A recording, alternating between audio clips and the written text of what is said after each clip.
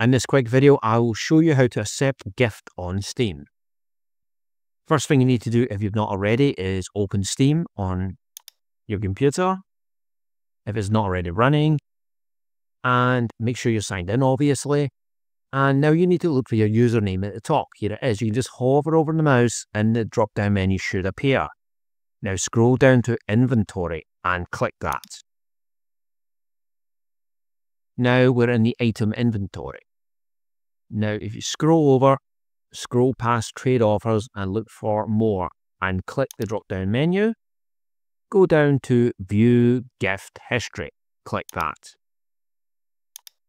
And here we are in the gift history. Sadly, as you can see, I don't have any, but you should have a accept and decline option here if you have a gift available. So if you accept it, it will go into your library. And that's it. Quick way to accept Steam gifts.